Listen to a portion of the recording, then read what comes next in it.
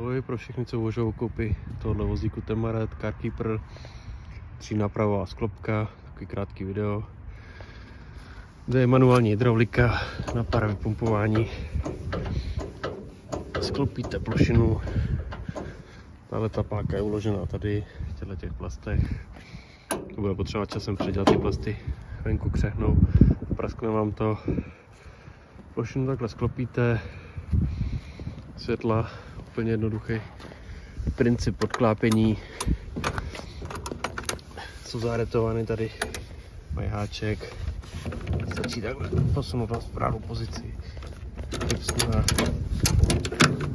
Cyklete už držej. Je to úplně jednoduchý, čistý princip. Otázka, jak moc to bude chutnat tady těm kabelům. Registrační značka, taky sklopná. Pantíky, tam dole jsou takový klipsny, to je super. To samé na druhé straně. Je to 3náprava, nápravy jsou značky Knot.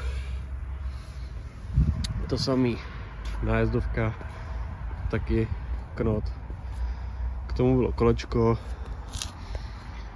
takže za pár korun hodně muziky. Co se týče nevýhod tohoto vleku, je nájezdový úhel. Přidám fotku.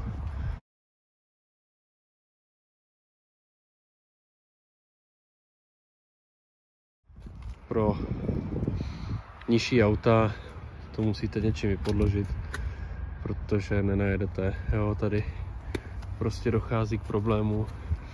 Nízký auto, to bere nárazník a drbnete si tím. Další věc, když na to najíždíte, nemáte čtyřkolku nebo čtverokolku, tyhle ty plechy, když jsou mokrý, tak kloužou a auto vám hnedka začne hrabat, pokud nenajedete plynule.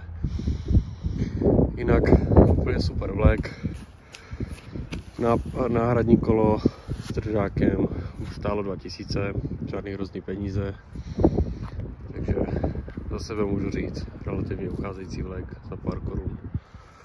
Nosnost nebo doložitelnost 2,6 tuny, takže to bohatě stačí na nějaký obyčejný auta.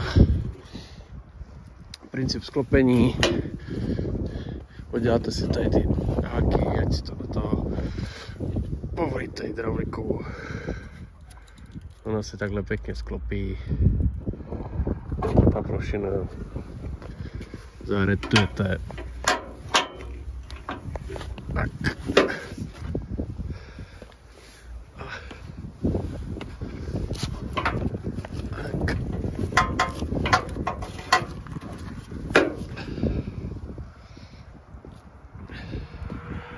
Vrátíte světla.